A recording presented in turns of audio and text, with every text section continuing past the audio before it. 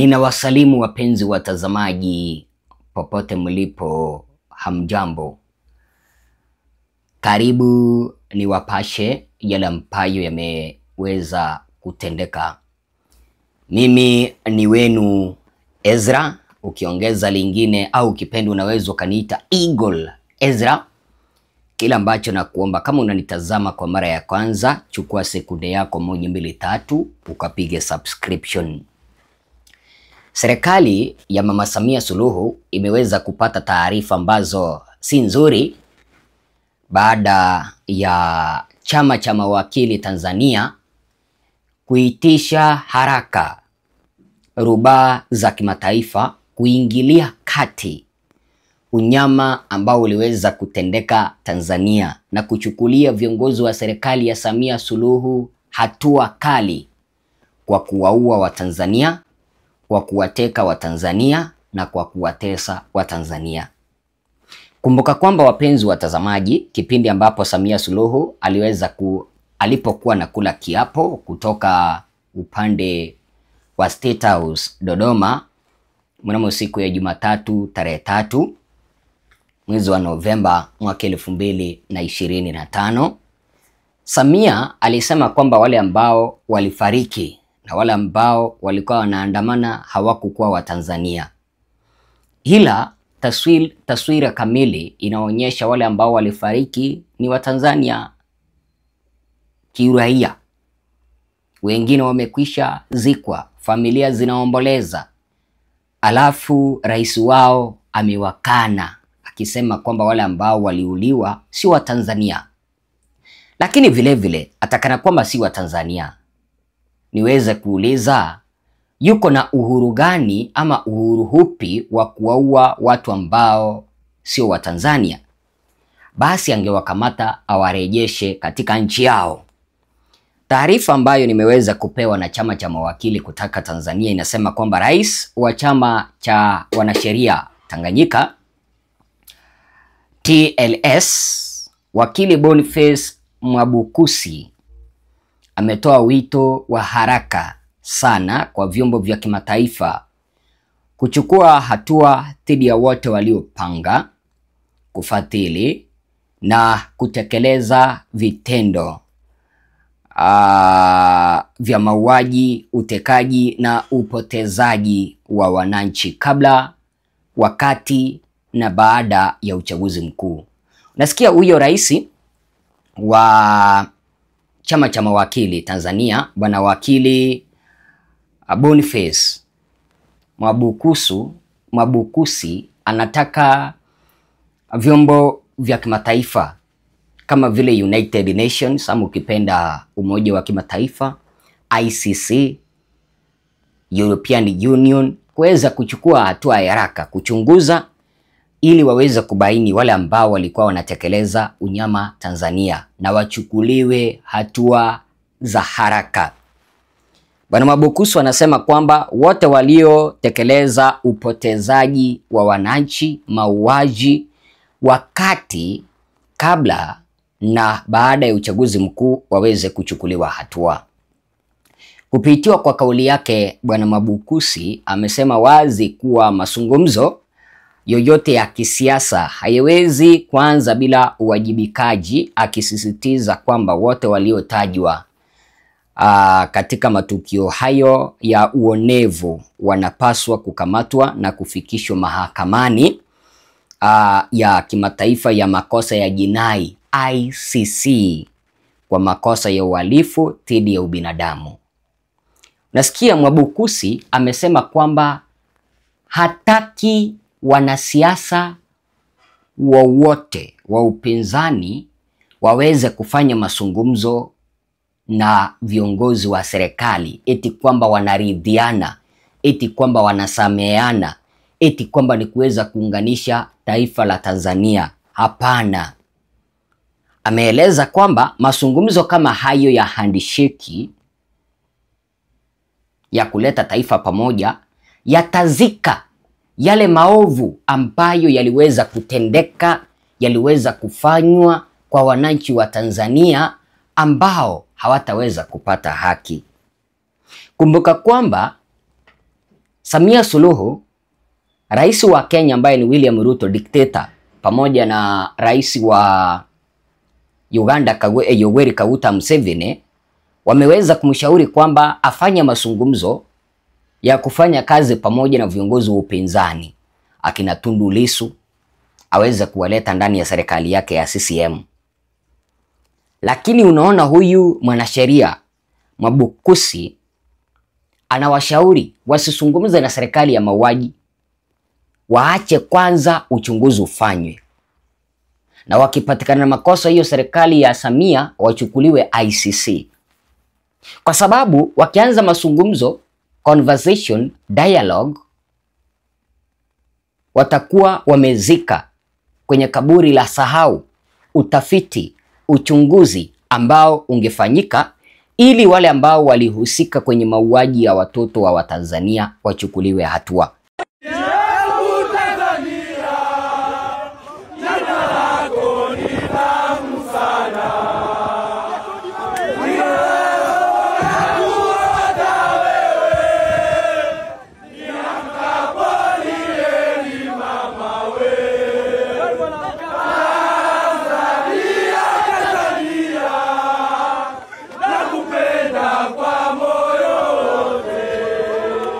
Nikiweza kumnukuu alisema hivi: kabla ya mazungumzo lazima kila mmoja abebe msalaba wake. Hakuna kusafishana. Kila aliyehusika na mauaji haya ya raia wasio na hatia awajibishwe kwanza. Akaongea Bwana Mwabukusi kipindi ambapo kuna tetesi kwamba Samia anataka kuweza kumtafuta mtu ambaye anaitwa Tundu Lissu ili waweze kuunganisha taifa pamoja. Na nielewa mpenzi mtazamaji. Ni vizuri kila mtu abebe msalaba wake, kwa sababu sasa hivi ni vigumu sana kwa Samia Suluhu atakana kwamba ameapishwa kama rais wa Tanzania kuongoza taifa ambalo limemeguka. Yaani kila kona iko upande wake. Inaonekana kwamba asilimia kubwa ya Watanzania wako upande wa upinzani, na ni kikundi kichache sana cha Watanzania ambao wanamuunga Samia Suluhu mkono, asua wale ambao wanafanya kazi za serikali. Kwanza sio wote ambao wanafanya kazi za serikali, wale ambao wanafanya kazi katika afisi ya Samia Suluhu ndio wanamuunga mkono. Mawaziri ndio wanaunga Samia Suluhu mkono, na wasanii wa Tanzania ndio wanaunga Samia Suluhu mkono. Lakini asilimia 99.9 ya Watanzania haitaki serikali ya Mama Samia. Na ndio maana huyu wakili amesema hivi, huyu mwanasheria amesema hivi: kila mtu abebe msalaba wake, kwa sababu endapo viongozi wa upinzani watafanya mazungumzo na serikali, hiyo ni njia moja ya kusafisha serikali. Nikupe mfano kama nchini Kenya. Mwaka 2024 palichipuka maandamano makali ya vijana wa Gen Z. Vijana wengi zaidi ya 2000 wakauawa nchini Kenya kwa kukataa serikali ya Bwana Ruto. Ile serikali ikamulikwa, kesi ikawasilishwa ICC, lakini baada ya William Ruto kusalimiana na hayati Raila Odinga, wakaunda serikali ya handisheki, serikali ya jumuishi, serikali ya maridhiano. Jina la William Ruto lilianza kusafishwa na wale viongozi ambao walikuwa nakataa serikali ya Bwana Ruto. Na ndio maana huyu mwanasheria upande wa Tanzania mwenye anaitwa Boniface amesema kwamba viongozi wa upinzani wasizungumze na serikali, kwa sababu iwapo watazungumza na serikali watakuwa wamesafisha Samia Suluhu na atakuwa ameshakuwa mweupe kama pamba. Kuna maisha baada ya askari Mungu aliye.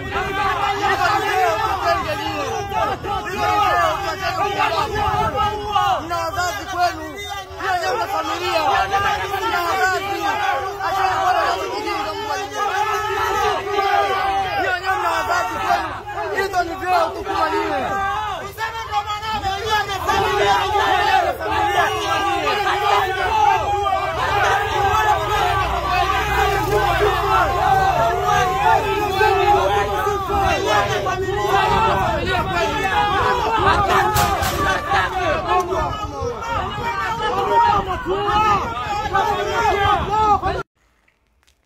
Na wale ambao waliweza kutekeleza unyama hawataweza kuchukuliwa hatua yoyote.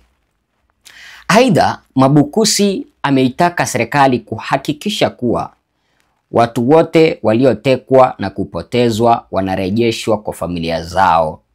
Pia dhidi ya viongozi wa Chadema ikiwemo Tundu Lissu au kipenda, pia amesisitiza kuwa kesi zote za uonefu dhidi ya viongozi wa Chadema ikiwemo Tundu Lissu ziondolewe mara moja ili kuondoa kizuizi cha haki na kuhakikisha uwajibikaji unazingatiwa kikamilifu. Unaona, huyu mwanasheria au kipenda rais wa kikosi cha mawakili Tanzania Bwana Boniface anasema kwamba kuna kesi chonganishi, kesi za kuwekewa. Viongozi wa upinzani Tanzania waliweza kuwekewa, wengine wakatekwa nyara. Ameweza kuomba haraka sana waliotekwa nyara na kukamatwa warejeshwe kwenye familia zao, na waliofunguliwa kesi chonganishi, kesi za mchongo ziishe, ndiposa haki iweze kupatikana. Bwana Boniface, rais huyo wa chama cha mawakili Tanzania, amesema kuwa hatua ya kimataifa ni muhimu sana ili kudumisha amani, utulivu na kuimarisha msingi au misingi ya haki za kibinadamu nchini Tanzania.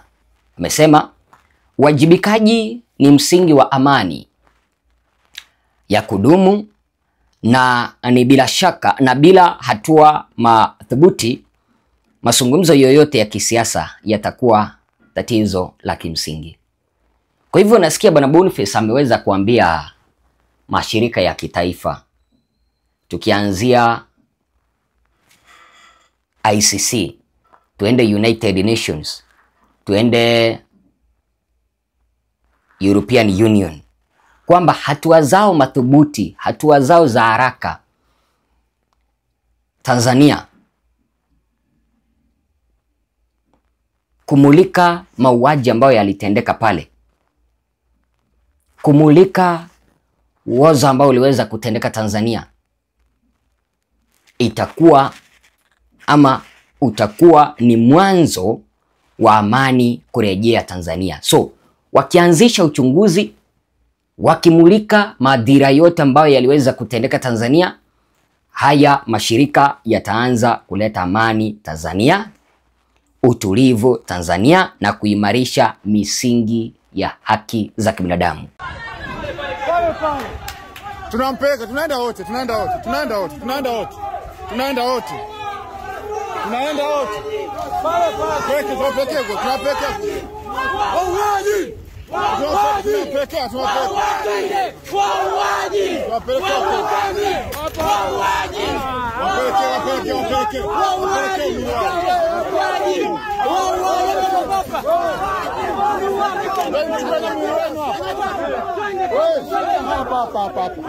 Hapa mje mchukue milioni.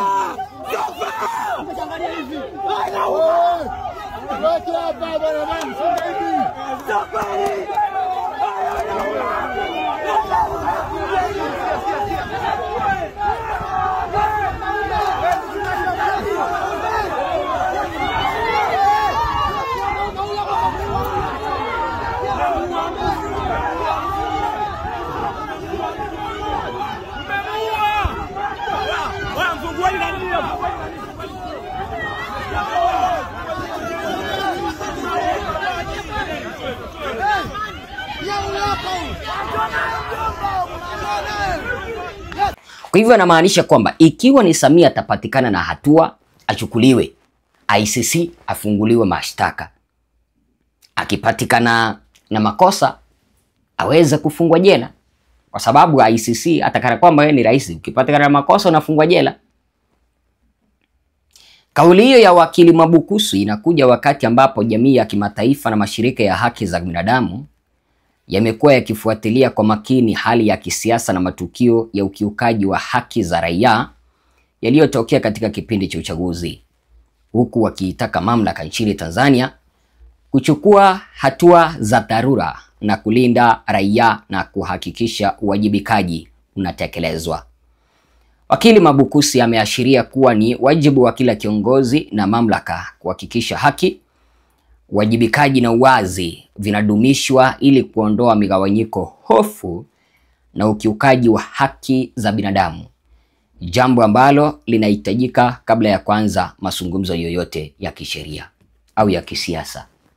Kwa hivyo nasikia mawakili Tanzania wanataka kwanza haki iweze kutendeka kabla ya mazungumzo yoyote ya maridhiano, mazungumzo yoyote ya kusafishana, kabla ya mazungumzo yoyote ya kuleta taifa la Tanzania pamoja.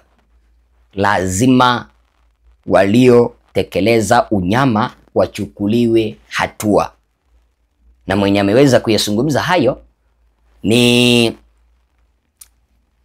rais wa mawakili Bwana Boniface Mwabukusi kutoka Tanzania. Je, mnamuunga mkono? Je, mnamuunga mkono Bwana Boniface Mwabukusi mwenye ameweza kusema kwamba hatua madhubuti siweze kuchukuliwa na vyombo vya kimataifa, akianzia ICC, United Nations, waweze kumulika yale yote ambayo yalitendeka Tanzania, wachunguze, haki iweze kupatikana kabla ya maridhiano yoyote ya wanasiasa ili kuweza kusafishana dhambi Tanzania. Wazo lako ni lipi? Ninaomba mpenzi mtazamaji niweze kupata wazo lako, jinsi ambavyo wewe umeweza kuyaona haya. Naomba niweze kupata wazo lako, na kama unanitazama kwa mara ya kwanza, tafadhali piga subscription. Hiyo itakuwa ni njia moja ya kuweza kupromote hichi kituo kiendelee kukua kwa kasi, ili kiendelee kukuletea taarifa ambazo zinaaminika. Asante sana, tupatane wakati ujao.